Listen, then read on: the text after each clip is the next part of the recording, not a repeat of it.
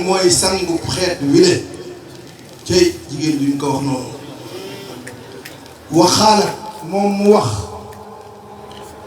ma sha'artu bi anni hamaltu bihi wala wajadtu lahu siqaalan man day yëguma ëmb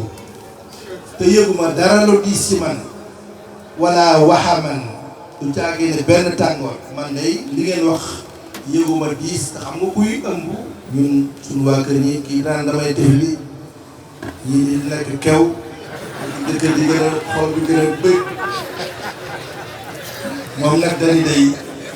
man day ma sha'artu bi anni hamaltu wala wajadtu lahu thiqalan wala wahaman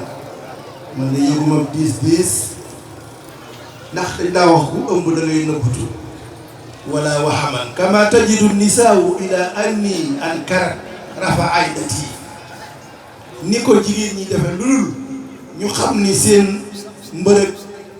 amul ñoom loolu la ñuy doog a xamee ni ëmb nañ kenn guddi gën ko ëmbee rek lañ ko xamal loolu mu ni wa ataani aatinu ana bayna naima wal yaxsaaniya nee na ki nga xam ne mooy ñëw dikkal ma maa ngi ci diggante nelaw ak yeewu fa xaala al saarti bi annaki xamalti bi sayidil anaami mu ne ko ndax yéen nga ni tey jii ëmb nga sangu mbindeef yi suma am xalani ata isa daanat wilaadati ataani nee na topp may ndànk ba jege na sama ak wasin mu dikkalati ma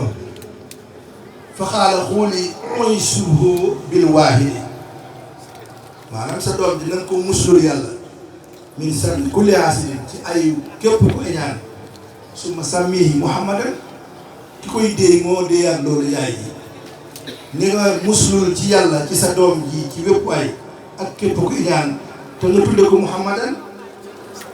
mu ni wa an ibn abbas radiyallahu anhuma qaala kaana min dalalati amli aminata bi rasulillahi sallallahu alayhi wa sallam nee na ibnu abbas mooy tegtale ci ëmbu aminatu bi rasulillahi sallallahu alayhi wa sallam anna kulla daabatin li quraysin nataxat nee na guddi gi nga xam ni ibnu abbas mooy wax mu ni bi ñu ëmbee yonant bi lépp luy daaba muy jur ak fas ak xar ak lu ne wax nga waaw te tilkal laylatu googi guddi waxaalat lan lañu wax ñoom xar yeeg bëy yeeg fas yi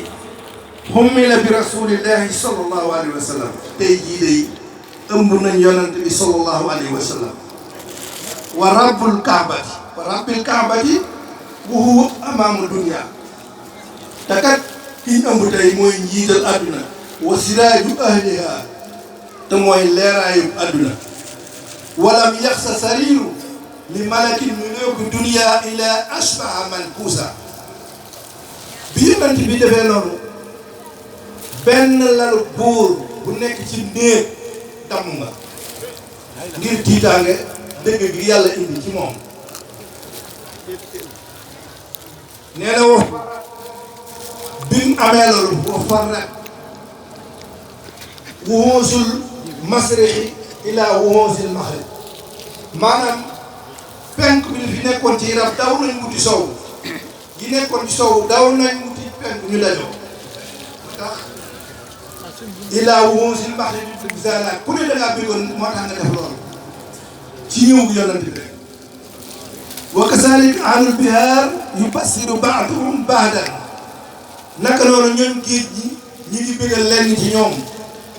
wala xoo fii kulli sahrin min suhuri amlihi li daawul fi am nee na bépp weer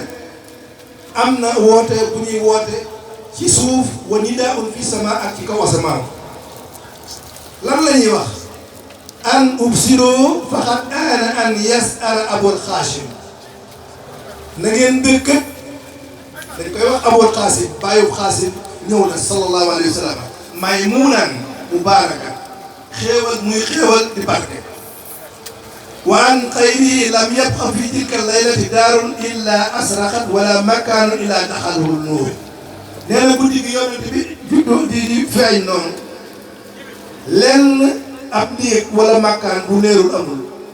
wala daabatu ilaa na taxat lépp luy daaba tudd nga yàlla mu ni an abi zakariya yaa yaxya ibn aysin téere bii may waxee nii nag Sëriñ Tuuba ba muy nekk gànnaar ñi ngi koy wax al anwaarul mahmadiya al mawaahibul laduniya da koo yónni woon sëñ Ibra Joor Amar Ndar di ko wutloo ñaare bu ma déggee ñu waxtaan ci téere bu ma demee Europe daa koy jënd da am yu jafe fii da am foofa bu ko defee nag sëñ Touba yónni ko sëñ Ibra Joor Amar Ndar ndax lim indi ci siira Muhammad yi sallallahu alayhi wa sallam bariwul téere bu ko indi bi nga xamee ni sëñ Ibra Joor dem na Ndar wër amul téere bi mu wàññi ko di ñu dellu yàlla dogal mu romb seenu gàddu naar mu jàdd fa di ko nuyu mu ni ko wax ndongole loolal dox mu ni ko ma de sëñ Touba moom moo yónni woon téere bu ñuy wax Mawaahibul Laduniya Ndar waaye wër naa wër amu ko naar bi jóg dem ci kàggoom jël ko ni ko jox naa ko addi mooy Anwaarul Mahmadiya kon nan dem ci gëstu àggale li mooy di gën a mel loo xitaab bi daa yaa